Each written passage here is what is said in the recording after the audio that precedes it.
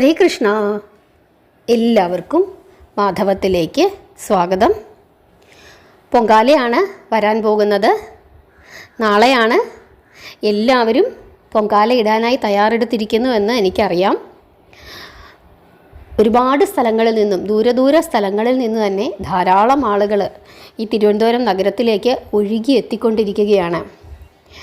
എങ്ങും മനോഹരമായ കാഴ്ചയാണ് നമുക്ക് കാണാനായിട്ട് സാധിക്കുന്നത്. നാളെ രാവിലെ ആകുമ്പോഴേക്കും തിരുവനന്തപുരം നഗരം നിറയും. അതുപോലെ ഒരു യാഗശാലയായി, ഒരു യജ്ഞശാലയായി ഈ നഗരം മാറാൻ പോകുന്ന മനോഹരമായ കാഴ്ചയായിരിക്കും നമുക്ക് എല്ലാവർക്കും കാണാനായിട്ട് സാധിക്കുന്നത്.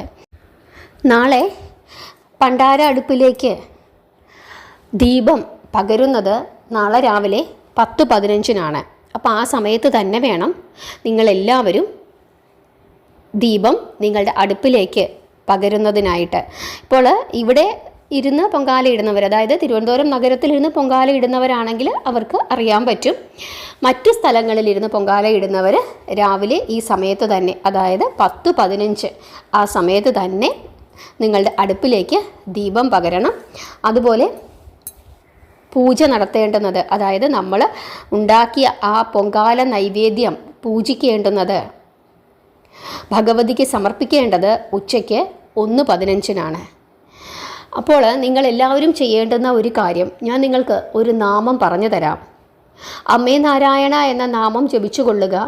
ലളിതാ സഹസ്രനാമം ജപിക്കാൻ സാധിക്കുന്നുണ്ടെങ്കിൽ നിങ്ങൾ ജപിച്ചു കൊള്ളുക. ഇനി മറ്റൊരു നാമമുണ്ട്, വളരെ വിശേഷപ്പെട്ട ഒരു നാമമാണ്. ഈ നാമം ജപിക്കുന്നത് അങ്ങേയറ്റം ഉത്തമമാണ്. കാരണം ലളിതാ സഹസ്രനാമത്തിലെ ഒരു മനോഹരമായ, അല്ലെങ്കിൽ ഏറ്റവും ശക്തിമത്തായ നാമങ്ങളിൽ ഒരു നാമം ആണ് ഇത്.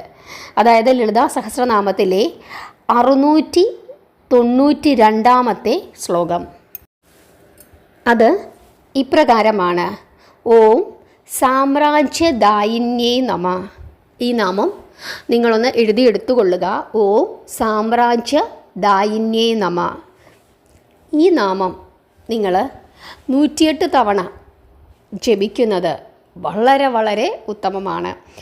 പൊങ്കാല സമർപ്പിക്കുന്ന സമയം, അതായത് നമ്മൾ അടുപ്പിലേക്ക് ദീപം പകരുന്ന സമയത്ത് ഓം സാമ്രാജ്യദായിന്യേ നമ എന്ന് ജപിച്ചുകൊണ്ട് ദീപം പകരുന്നത് അങ്ങേയറ്റം ഉത്തമമാണ്. അതുപോലെ നമ്മുടെ പൊങ്കാല തയ്യാറായതിനു ശേഷം നൈവേദ്യത്തിനായി നമ്മൾ കാത്തിരിക്കുന്ന ആ സമയത്ത് ഓം സാമ്രാജ്യദായിന്യേ നമ എന്ന് 108 തവണ 1008 തവണയൊക്കെ നിങ്ങൾ ജപിക്കുകയാണെങ്കിൽ വലിയ സ്ഥാനങ്ങൾ നമുക്ക് ലഭിക്കുമെന്നാണ് പറയുന്നത്. ഇപ്പോൾ ഒരു ജോലിയിലിരിക്കുന്ന ആളുകളാണെങ്കിൽ അവരുടെ ജോലിയിൽ അങ്ങേയറ്റം ഉയർച്ച അവർക്കുണ്ടാകും എന്ന് പറയുന്നു. കുട്ടികളാണെങ്കിൽ കുട്ടികൾക്ക് നല്ല ഒരു പഠനം, അവർക്ക് നന്നായിട്ട് പഠിക്കുകയും ക്ലാസ്സിലൊക്കെ ഉന്നതമായ സ്ഥാനത്ത് അവർ എത്തുകയും ചെയ്യുമെന്ന് പറയുന്നു. അതുപോലെ ബിസിനസ് ചെയ്യുന്ന ആളുകളാണെങ്കിൽ ഒരു ചക്രവർത്തിയെ പോലെ ആകുമെന്ന് പറയുന്നു. അതുപോലെ ഈ ചില കുടുംബ ജീവിതത്തിൽ നമുക്ക് ഒരു വിലയും തരാതെ നമ്മളെ ഇങ്ങനെ ഇട്ടിരിക്കുന്ന അവസ്ഥ കാണും. എല്ലാവരുടെയും ആട്ടും തുപ്പും എന്ന് പറയുന്നത് പോലെ യാതൊരു വിലയുമില്ലാത്ത ഒരു സ്ഥിതിയിൽ ജീവിക്കുന്ന ധാരാളം ആളുകളുണ്ട്. അവർക്ക് ഒരു രാജ്ഞിയെ പോലെ ആകുന്നതിനായിട്ട്, അതായത് അവരുടെ വാക്കുകൾക്കും പ്രവർത്തികൾക്കുമൊക്കെ വലിയ പ്രാധാന്യം കൊടുക്കുന്ന ഒരവസ്ഥയിലേക്ക് അവർ ഈ നാമം നിരന്തരം ജപിച്ചാൽ മാറുമെന്ന് പറയുന്നു. അതായത് നമുക്കൊരു നല്ല ഒരു പദവി, ഇപ്പോൾ ഏത് രീതിയിലാണേലും, ഇപ്പോൾ ചില അമ്മമാർ പറയുന്നതൊന്നും തന്നെ കുഞ്ഞുങ്ങൾ അനുസരിക്കത്തില്ല.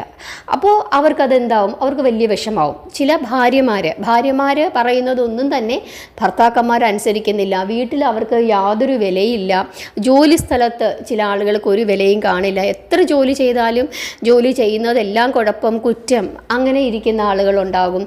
ബിസിനസ്സിൽ വളരെ മോശപ്പെട്ട അവസ്ഥയിൽ പോകുന്ന ആളുകൾ കാണും. അങ്ങനെ നമ്മുടെ ജീവിതത്തിൽ നമുക്ക് യാതൊരു വിലയും ഇല്ലാതെ ജീവിക്കുന്നു എന്ന് നമുക്ക് തോന്നുകയാണെങ്കിൽ ഈ നാമം നിരന്തരം ജപിക്കുന്നത് വളരെയധികം ഉത്തമമാണ്. പ്രത്യേകിച്ച് ഈ പൊങ്കാല അടുപ്പിലേക്ക് ദീപം പകരുന്ന സമയത്ത് എന്ന് പറയുന്നത് എല്ലാവരും ഭഗവതിയെ വിളിക്കുന്ന ആ സമയമാണ്.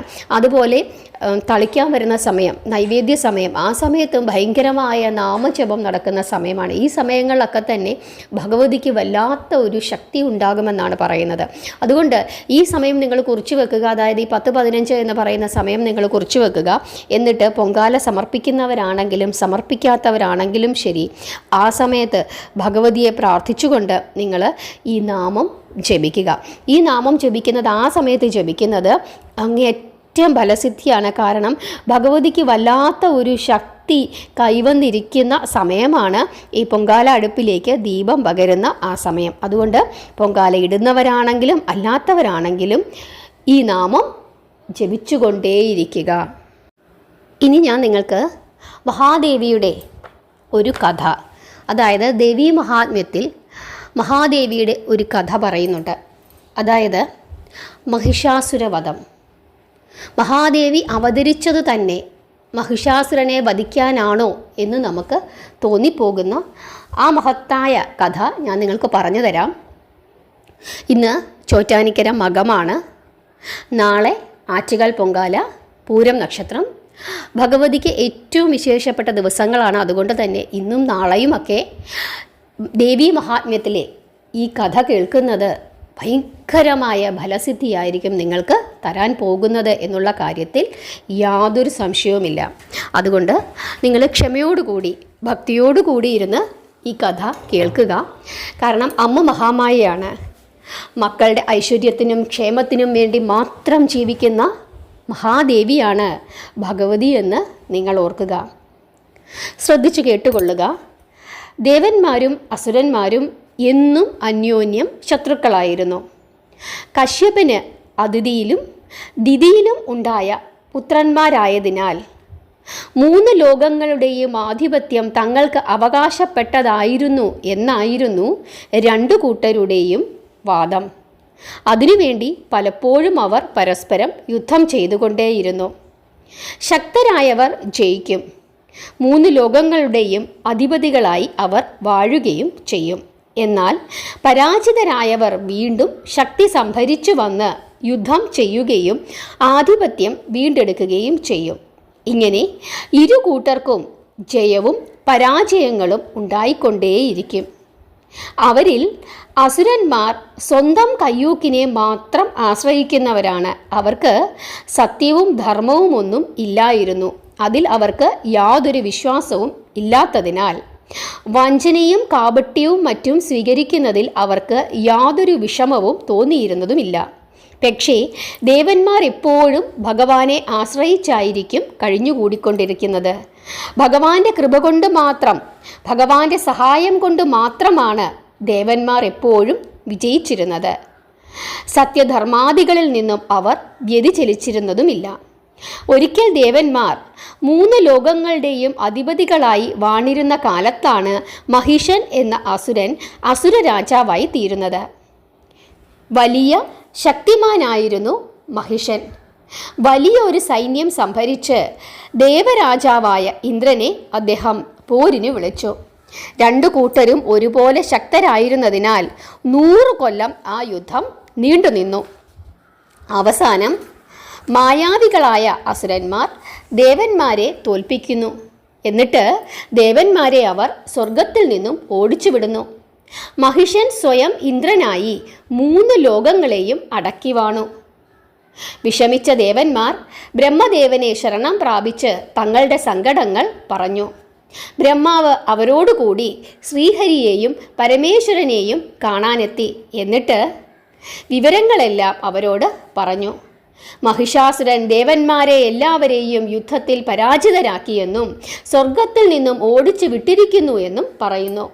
സൂര്യൻ, അഗ്നി, ഇന്ദ്രൻ, വായു, ചന്ദ്രൻ, യമൻ, വരുണൻ മുതലായവരുടെ അധികാരങ്ങളെല്ലാം തന്നെ സ്വയം കയ്യേറ്റ് ദുഷ്ടനായ മഹിഷൻ 3 ലോകങ്ങളെയും അടക്കി വാഴുകയാണ് എന്ന് ബ്രഹ്മദേവനും ദേവന്മാരും മഹാദേവനോടും ശ്രീഹരിയോടും പറയുന്നു. സ്വസ്ഥാനങ്ങളിൽ നിന്നും നിഷ്കാസിതരായ ദേവന്മാർ ഭൂമിയിൽ വെറും മനുഷ്യരെ പോലെ ജീവിക്കുകയാണ് ഇപ്പോൾ എന്നുകൂടി പറയുന്നു. ശരണാഗതരായ അവരെ രക്ഷിക്കുവാനും മഹിഷാസുരനെ നിഗ്രഹിക്കാനുമുള്ള എന്തെങ്കിലും ഒരു ഉപായം അവിടുന്ന് നൽകണം എന്ന് രണ്ടുപേരോടുമായി അവർ അപേക്ഷിക്കുന്നു. സ്വഭക്തന്മാരായ ദേവന്മാരുടെ കഷ്ടസ്ഥിതിയെപ്പറ്റി കേട്ടതോടുകൂടി മധുസൂദനനും മഹേശ്വരനും മഹിഷാസുരൻ്റെ അക്രമ പ്രവർത്തികളെപ്പറ്റി ആലോചിച്ച് ദേഷ്യപ്പെട്ടു. കോപം കൊണ്ട് ജ്വലിക്കുന്ന ബ്രഹ്മാവിഷ്ണു മഹേശ്വരന്മാരുടെ മുഖങ്ങളിൽ നിന്നും മഹത്തായ ഒരു തേജസ് പുറത്തേക്ക് വരുന്നു. ആ സമയത്തു തന്നെ ദേവന്മാരുടെ ശരീരങ്ങളിൽ നിന്നും അത്യുജ്വലമായ തേജസ് ആവിർഭവിക്കുന്നു. ആ തേജസ്സുകളുടെ പ്രകാശം ലോകം മുഴുവനും വ്യാപിച്ചു. ക്രമേണ ആ തേജസ്സുകളെല്ലാം ഏകീഭവിച്ച് ഒരു നാരീ രൂപം പൂണ്ട് 3 ലോകങ്ങളിലും പ്രകാശം പരത്തുന്നു. ശൈവ തേജസ് ആ ദിവ്യരൂപത്തിൻ്റെ മുഖമായി തീർന്നു. വൈഷ്ണവ തേജസ് ബാഹുക്കളിലും ബ്രഹ്മ തേജസ് പാദങ്ങളിലും ഭവിക്കുന്നു. യമന്റെ തേജസ് കേശങ്ങളിലും സോമന്റെ തേജസ് സ്ഥലങ്ങളിലും വരുണന്റെ തേജസ് വിരലുകളുമായി രൂപം പ്രാപിക്കുന്നു. വസുക്കളുടെ തേജസ് കൈവിരലുകളും കുബേരന്റെ തേജസ് നാസികയും പ്രജാപതിയുടെ തേജസ് പല്ലുകളും അഗ്നിയുടെ തേജസ് 3 നേത്രങ്ങളുമായി കാണപ്പെട്ടു. വായുവിൻ്റെ തേജസ്സാണ് ചെവികളായി തീർന്നത്. ഇങ്ങനെ ഓരോ ദേവന്മാരുടെയും തേജസ് ഓരോ അവയവമായി തീർന്ന ദേവീരൂപം നോക്കുന്നവരുടെ കണ്ണഞ്ചിക്കുമാറ് അത്യുജ്വലമായി പ്രകാശിച്ചു. അതുകണ്ട് ദേവന്മാരെല്ലാം സന്തുഷ്ടരായി ദേവിയെ യുദ്ധസന്നദ്ധയാക്കുവാൻ വേണ്ടി ഓരോ ആയുധങ്ങൾ മഹാദേവിക്ക് സമർപ്പിക്കുന്നു. ശിവൻ ശൂലവും വിഷ്ണു ചക്രവും വരുണൻ ശംഖും അഗ്നി ശക്തിയും നൽകുന്നു. വായു അമ്പു നിറഞ്ഞ അവനാഴികളും വില്ലും കൊടുത്തപ്പോൾ ദേവേന്ദ്രൻ വജ്രായുധവും യമൻ കാലദണ്ഡവും വരുണൻ പാശവും ആയുധങ്ങളായി കൊടുക്കുന്നു. ബ്രഹ്മാവ് കമണ്ഡലവും പ്രജാപതി ജപമാലയും ക്ഷീരസമുദ്രം അമലങ്ങളായ ഹാരങ്ങളും എന്നും നവമായിരിക്കുന്ന പട്ടുവസ്ത്രങ്ങളും കാലൻ വാളും പരിചയും സമ്മാനിക്കുന്നു. വിശ്വകർമാവ് ചൂടാരത്നവും ധാരാളം രത്നങ്ങളാൽ നിർമ്മിതമായ ആഭരണങ്ങളും ദാനം ചെയ്യുന്നു. സമുദ്രദേവത ഒരിക്കലും വാടാത്ത പൂമാലകളും പോർച്ചട്ടയും പ്രദാനം ചെയ്തു. ഹിമവാൻ വാഹനമായി സിംഹത്തെയും കൊടുക്കുന്നു. കുബേരൻ സുരപൂർണമായ പാനപാത്രവും അനന്തൻ മഹാമണി വിഭൂഷിതമായ നാഗഹാരവും നൽകുന്നു. അങ്ങനെ ദേവന്മാരിൽ നിന്നും ആഭരണങ്ങളും ആയുധങ്ങളും സിദ്ധിച്ച് സന്തുഷ്ടയായ മഹാദേവി വീണ്ടും വീണ്ടും അട്ടഹസിക്കുന്നു. ആ ഭയങ്കരമായ ശബ്ദം കേട്ട് ത്രിലോകങ്ങളും നടുങ്ങി. അതിൻ്റെ പ്രതിധ്വനി കൊണ്ട് കടലുകൾ മുഴുവനും ഇളകിമറിഞ്ഞു. ഭൂകമ്പം കൊണ്ട് പർവ്വതങ്ങൾ കൂടി ചലിച്ചുപോയി. സിംഹവാഹിനിയായ ദേവിയുടെ സംരംഭം കണ്ട ദേവന്മാർ ജയ ജയ മഹാദേവി എന്ന് വിളിച്ച് മഹാദേവിയെ അഭിനന്ദിക്കുന്നു. മുനിമാർ ഭക്തി കൊണ്ട് നമ്രശിരസ്കരായി നിന്ന് മഹാദേവിയെ സ്തുതിക്കുവാൻ തുടങ്ങി. അസുരന്മാരാകട്ടെ അപ്രതീക്ഷിതമായ ശബ്ദകോലാഹലങ്ങളും പ്രകൃതിക്ഷോഭവും കണ്ട് ഇതെന്ത് സംഭവിക്കുന്നു എന്ന് ചിന്തിച്ചുകൊണ്ടേയിരുന്നു. മഹിഷാസുരൻ ഇതെന്തു പറ്റി, ആഹാ ഇതെന്താണ് എന്ന് ചോദിച്ചുകൊണ്ട് ആയുധപാണിയായി ശബ്ദം കേട്ട സ്ഥലത്തേക്ക് ഓടിയെത്തി. അതുകണ്ട് മറ്റു അസുരന്മാരും യുദ്ധത്തിനു തയ്യാറായി ആയുധവുമേന്തി മഹിഷനെ അനുഗമിച്ചു. അടുത്തു ചെന്നപ്പോൾ തേജോരൂപിണിയായ ദേവിയെയാണ് അവർ കണ്ടത്. അമ്പരചുംബിയായ കിരീടത്തോടു കൂടിയ മഹാദേവിയുടെ ഓരോ കാൽവെപ്പിലും ഭൂചലനം അനുഭവപ്പെടുന്നു. ആയിരക്കണക്കായ കൈകൾ കൊണ്ട് ഭൂമണ്ഡലം നിറഞ്ഞു നിൽക്കുന്നു എന്നു മാത്രമല്ല, ഞാണൊലി കൊണ്ട് ദിക്കെങ്ങും മാറ്റൊലി കൊള്ളുകയും ചെയ്യുന്നു. ദേഹത്തിൽ നിന്നും പുറപ്പെടുന്ന തേജസ് കൊണ്ട് സർവത്ര പ്രകാശം പരത്തി നിൽക്കുന്ന മഹാദേവിയോട് മഹിഷാസുരൻ ഉടൻ തന്നെ യുദ്ധം ചെയ്യുവാൻ സന്നദ്ധനായി. 2 കൂട്ടരും വാശിയോടുകൂടി യുദ്ധം ആരംഭിക്കുന്നു. ചിക്ഷുരൻ, ചാമരൻ മുതലായ മഹിഷാസുരന്റെ സേനാനായകന്മാർ വലിയ സൈന്യങ്ങളെയും ശേഖരിച്ചുകൊണ്ട് വേഗത്തിൽ തന്നെ അവിടെ എത്തിച്ചേർന്നു. ലക്ഷക്കണക്കിനു തേരുകളും കുതിരകളും കാലാൾ പടയും ചേർന്ന് ഒരു മഹാസൈന്യ സമുദ്രം അവിടെ കാണപ്പെട്ടു. അപരിമേയവും അപാരവുമായ ആ സൈന്യത്തിൻ്റെ നേതൃസ്ഥാനം ഏറ്റെടുത്തുകൊണ്ട് മഹിഷാസുരൻ തന്നെ ദേവിയോട് നേരിട്ട് യുദ്ധത്തിനൊരുങ്ങി. ഒരു സ്ത്രീയായ ദേവിയെ എളുപ്പത്തിൽ ജയിക്കാമെന്ന് ആദ്യം അവർ വിചാരിച്ചു. എങ്കിലും യുദ്ധം തുടങ്ങിയപ്പോൾ തന്നെ അതത്ര എളുപ്പമല്ല എന്ന് അവർക്ക് ബോധ്യപ്പെട്ടു. എങ്കിലും പല വിധത്തിലുള്ള ആയുധങ്ങൾ പ്രയോഗിച്ച് അവർ ദേവിയെ വധിക്കുവാൻ ശ്രമിച്ചു. ദേവിയാകട്ടെ യാതൊരു പരിഭ്രമവും കൂടാതെ ലീലയായിട്ടു തന്നെ അവർ അയക്കുന്ന അസ്ത്രങ്ങളെല്ലാം മുറിച്ചു. ദേവന്മാരും മഹർഷിമാരും ദേവിയെ പ്രോത്സാഹിപ്പിച്ചുകൊണ്ടേയിരുന്നു. അവർ ദേവിയുടെ നാമങ്ങൾ ഉച്ചരിച്ചുകൊണ്ടേയിരുന്നു. അത് ദേവിക്ക് വളരെയധികം സന്തോഷം വർദ്ധിപ്പിച്ചു. ദേവിയും അസുരന്മാരുടെ മേൽ അസ്ത്രങ്ങൾ പ്രയോഗിച്ചു തുടങ്ങി. ദേവിയുടെ വാഹനമായ സിംഹവും കുപിതനായി അസുരന്മാരുടെ ഇടയിൽ ഓടി നടന്ന് ധാരാളം അസുരന്മാരെ വധിച്ചു. യുദ്ധം ചെയ്തുകൊണ്ടിരിക്കുന്ന അംബികയുടെ ഓരോ നിശ്വാസങ്ങളിൽ നിന്നും 100 കണക്കിന് ഗണങ്ങൾ ആവിർഭവിച്ച് ആയുധപാണികളായി യുദ്ധരംഗത്ത് എത്തിച്ചേരുന്നു. ദേവിയുടെ ശക്തിയാൽ ഉത്തേജിതരായ അവർ അസുരഗണങ്ങളെ നശിപ്പിച്ചു തുടങ്ങി. അതോടുകൂടി പടഹം, ശംഖ്, മൃദംഗം മുതലായ വാദ്യങ്ങൾ കൊണ്ട് അവർ ഭയങ്കരമായ ശബ്ദങ്ങൾ ഉണ്ടാക്കി. ആ ശബ്ദവും അതിൻ്റെ പ്രതിധ്വനിയും അസുരന്മാരുടെ മനോധൈര്യത്തെ നശിപ്പിക്കുവാൻ ശേഷിയുള്ളതായിരുന്നു. ദേവി വേല്, വാള് മുതലായ ആയുധങ്ങൾ കൊണ്ട് 100 കണക്കിന് അസുരന്മാരെ കൊന്നുവീഴ്ത്തി. ചിലർ മഹാദേവിയുടെ ആ വലിയ രൂപം കണ്ട് ബോധം കെട്ട് നിലത്തു വീണു. മറ്റു ചിലരെ കയറുകൊണ്ട് കെട്ടി ഭൂമിയിൽ കൂടി വലിച്ചു കൊണ്ടുപോയി. ചിലർ മുസലം കൊണ്ടുള്ള അടിയേറ്റ് ചോര ഛർദ്ദിച്ച് വീണു കിടന്നു. മറ്റു ചിലർ ശൂലം മാറിൽ തറച്ച് മരിച്ചു വീണു. വേറെ ചിലർ ശത്രുക്കളുടെ ആയുധങ്ങൾ കൊണ്ട് കൈയും കാലും മുറിഞ്ഞ് എഴുന്നേൽക്കാൻ വയ്യാതെ കിടന്ന് നിലവിളിച്ചു. ചിലർ തലയേറ്റ് കബന്ധങ്ങളായി തീർന്ന് നൃത്തം വെച്ചു.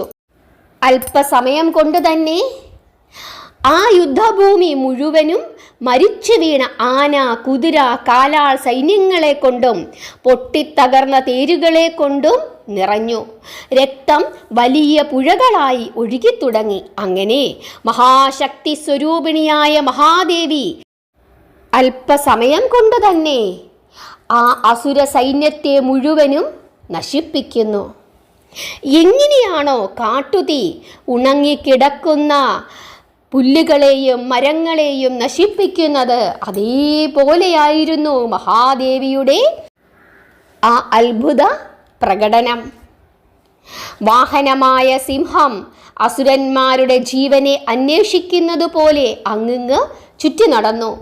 ദേവിയുടെ ഗണങ്ങളും അസുരന്മാരുമായുള്ള ആ ഘോര യുദ്ധം വിസ്മയത്തോടുകൂടി നോക്കി നിന്നിരുന്ന ദേവന്മാരും മഹാദേവിയുടെ വിജയത്തിൽ ആഹ്ലാദിച്ചു. അവർ പുഷ്പവർഷം ചെയ്തു. മഹിഷാസുരന്റെ ഒരു സേനാനായകനാണ് ചിക്ഷുരൻ. ദേവിയും വാഹനമായ സിംഹവും കൂടി അസുര സൈന്യങ്ങളെ മുഴുവനും നശിപ്പിക്കുന്നത് കണ്ട് ചിക്ഷുരൻ ഏറ്റവും കുപിതനായി തീർന്നു. ദേവിയുടെ അഹങ്കാരം നശിപ്പിക്കുവാൻ തീർച്ചയാക്കുകയാണ് അയാൾ സ്വയം ദേവിയോട് എതിരിടുവാൻ ഓടിയെടുത്തു. വളരെ വേഗതയുള്ള തേരിലേറി ദേവിക്ക് അഭിമുഖമായി ചെന്ന് ദേവിയെ ആക്രമിച്ചു. പർവ്വതത്തിൻ്റെ കൊടുമുടിയിൽ മേഘജലം വർഷിക്കുന്നത് പോലെയായിരുന്നു ശരങ്ങൾ വന്നു വീണിരുന്നത്. എന്നാൽ ദേവി അതെല്ലാം തൻ്റെ ലീലയായി കണ്ടു. അനായാസേന ആ ശരങ്ങളെയെല്ലാം തന്നെ മഹാദേവി തടഞ്ഞു എന്ന് മാത്രമല്ല, ചിക്ഷുരൻ്റെ സാരഥിയെയും കുതിരകളെയും കൊന്നു വീഴ്ത്തുകയും ചെയ്തു. കൊടിമരവും വില്ലും മുറിച്ചു കളഞ്ഞു. തേരും വില്ലും നഷ്ടപ്പെട്ട ചിക്ഷുരൻ വാളും പരിചയുമെടുത്ത് ദേവിയുടെ നേരെ ചാടി വീണു. ദേവിയുടെ വാഹനമായ സിംഹത്തിൻ്റെ ശിരസിൽ വാള് ശക്തിയായി പ്രയോഗിച്ചു. എന്നാൽ വാള് പിന്നോക്കം തെറിച്ചതല്ലാതെ സിംഹത്തിനെ ഒന്നും തന്നെ ചെയ്യുവാൻ സാധിച്ചില്ല. തൻ്റെ പ്രയോഗം നിഷ്ഫലമായി എന്ന് കണ്ടപ്പോൾ ചിക്ഷുരന് കോപം വർദ്ധിച്ചു.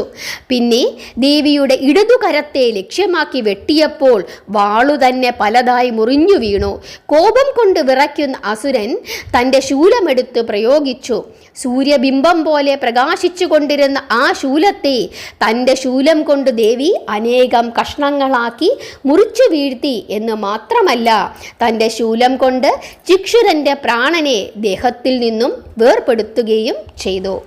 അതുകണ്ട് മറ്റൊരു സേനാനായകനായ ചാമരൻ ആനപ്പുറത്തു കയറി വന്ന് ദേവിയോട് എതിരിട്ടു. അവനയച്ച ശക്തിയെ ദേവി ഹുങ്കാരം കൊണ്ടു തന്നെ നിലത്തു വീഴ്ത്തി. കുപിതനായ ചാമരൻ വീണ്ടും ദേവിയുടെ നേരെ ശൂലം പ്രയോഗിച്ചു. അതും ദേവി തൻ്റെ ബാണം കൊണ്ട് മുറിച്ചു കളഞ്ഞു. ദേവിയുടെ വാഹനമായ സിംഹം തൻ്റെ മുമ്പിൽ ആനയെ കണ്ടപ്പോൾ അടുത്തു ചെന്ന് മസ്തകത്തിൽ ശക്തിയായി പ്രഹരിച്ചു. ചാമരൻ ചാടിയിറങ്ങി സിംഹവുമായി യുദ്ധം തുടങ്ങി. സിംഹം ആ യുദ്ധത്തിൻ്റെ ഒടുവിൽ ചാമരനെ വധിച്ചു. അതിനുശേഷം ഉദഗ്രൻ എന്ന സൈന്യാധിപൻ ദേവിയോട് യുദ്ധം ചെയ്യുകയും ദേവി അവനെയും വധിക്കുകയും ചെയ്തു. തൻ്റെ സൈന്യങ്ങളും സേനാനായകന്മാരുമെല്ലാം നശിക്കുന്നത് കണ്ട് കോപത്തോടുകൂടി മഹിഷാസുരൻ സ്വയം ഭയങ്കരമായ ഒരു മഹിഷത്തിൻ്റെ രൂപം ധരിച്ചു വന്ന് ദേവിയുടെ സൈന്യഗണങ്ങളെ ഭയപ്പെടുത്തുവാൻ തുടങ്ങി. ചിലരെ കാലുകൊണ്ട് ചവിട്ടി, മറ്റു ചിലരെ കൊമ്പുകൊണ്ട് കുത്തി, വേറെ ചിലരെ വാലുകൊണ്ട് അടിച്ചു വീഴ്ത്തുവാൻ ശ്രമിച്ചു. പിന്നെ ചിലരെ ശക്തിയായി തലയാട്ടി നിലത്തു വീഴ്ത്തി. ഭയങ്കരമായി മുക്രയിട്ടുകൊണ്ട് സൈന്യഗണങ്ങളുടെ ഇടയിൽ അവൻ ഭീതി പടർത്തി. ശ്വാസവായുവിൻ്റെ ശക്തി കൊണ്ട് തന്നെ പലരെയും അവൻ പറപ്പിച്ചു. അങ്ങനെ കുറച്ചു ദൂരം ഓടി നടന്നതിനു ശേഷം മഹിഷൻ ദേവിയുടെ വാഹനമായ സിംഹത്തിനോട് യുദ്ധം ചെയ്യുവാൻ തീരുമാനിക്കുന്നു. കൊമ്പുകൊണ്ട് വലിയ പാറകൾ പുഴക്കി സിംഹത്തിൻ്റെ നേരെ അവനെറിയുന്നു. മഹിഷത്തിൻ്റെ ശക്തിയായ ചവിട്ടേറ്റ് ഭൂമി തന്നെ കുലുങ്ങിപ്പോയി. വാലുകൊണ്ടുള്ള അടിയുടെ ശക്തിയാൽ കടലുകൾ വരെ ഇളകിമറിഞ്ഞു. ശിരസിൻ്റെ ചലനം കൊണ്ട് മേഘങ്ങളെല്ലാം പൊട്ടി പൊടി പൊടിയായിപ്പോയി. ശ്വാസവായു കൊണ്ട് പർവ്വതങ്ങളെയെല്ലാം അവൻ മറിച്ചിട്ടു. ഇപ്രകാരം ലോകം മുഴുവനും വിറപ്പിച്ചു കൊണ്ടുവരുന്ന മഹിഷാസുരനെ കണ്ട് ചണ്ഡിക താമസിയാതെ അവനെ വധിക്കുവാൻ തീർച്ചപ്പെടുത്തുന്നു. ആദ്യം തന്നെ വലിയൊരു കയറെടുത്ത് അവൻ്റെ ദേഹം ചണ്ഡികാദേവി വരിഞ്ഞുകെട്ടി. യുദ്ധത്തിൽ പാശബന്ധനായ അവൻ ഉടനെ മഹിഷദേഹത്തെ വെടിഞ്ഞ് മായ കൊണ്ട് ഒരു വലിയ സിംഹമായി പ്രത്യക്ഷപ്പെട്ടു. ദേവി ആ സിംഹത്തിൻ്റെ തലവെട്ടി. മായാവിയായ മഹിഷൻ ഉടനെ സിംഹത്തിൻ്റെ ദേഹം ഉപേക്ഷിച്ച് ഒരു പുരുഷനായി വന്ന് വാളും കയ്യിലെടുത്ത് യുദ്ധം തുടങ്ങി. ആ വാളും പരിചയും മുറിഞ്ഞപ്പോൾ അവൻ ഒരു വലിയ ആനയുടെ രൂപത്തിൽ വന്ന് ദേവിയുടെ വാഹനമായ സിംഹത്തെ പിടിച്ചു വലിക്കുവാൻ തുടങ്ങി. ചണ്ഡിക ഉടൻ തന്നെ ആനയുടെ തുമ്പിക്കൈ വെട്ടിവീഴ്ത്തി. അസുരൻ വീണ്ടും മഹിഷത്തിൻ്റെ രൂപം ധരിച്ച് ആക്രമിക്കുവാൻ അടുത്തു വന്നു.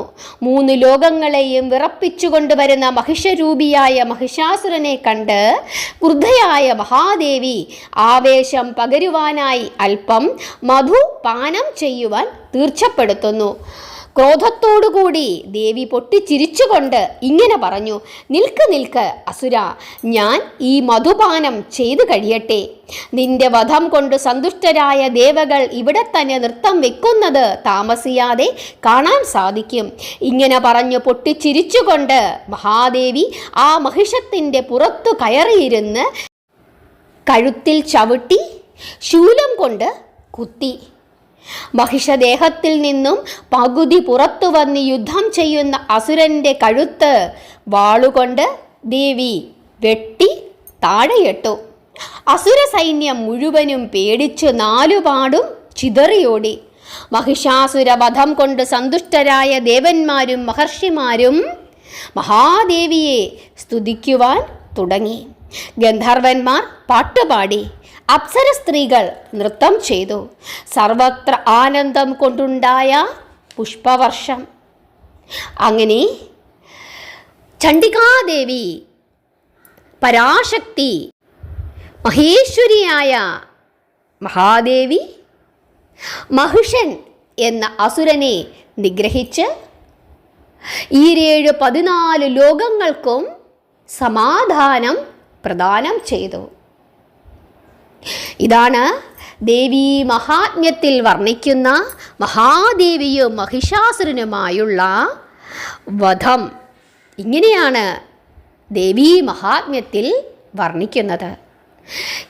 ദേവിയുടെ മഹിഷാസുര വധം കേട്ട് പ്രാർത്ഥിക്കുന്ന എല്ലാ ഭക്തജനങ്ങൾക്കും മഹാദേവിയുടെ അപാരമായ കാരുണ്യം ഉണ്ടാകും എന്നുള്ളതിൽ യാതൊരു സംശയവുമില്ല. നിങ്ങൾ മഹാദേവിയോട് നിങ്ങളുടെ ആഗ്രഹങ്ങൾ പറഞ്ഞ് പ്രാർത്ഥിച്ചു കൊള്ളുക. ലൗകിക ജീവികളായ മനുഷ്യരുടെ ആഗ്രഹങ്ങൾ നിറവേറ്റി തരുന്നതിന് ത്രിപുരസുന്ദരിയോളം അനുഗ്രഹിക്കുന്ന മറ്റൊരു ദേവത നമുക്കില്ല എന്നു തന്നെ നമുക്ക് നിഷ്പ്രയാസം പറയാം.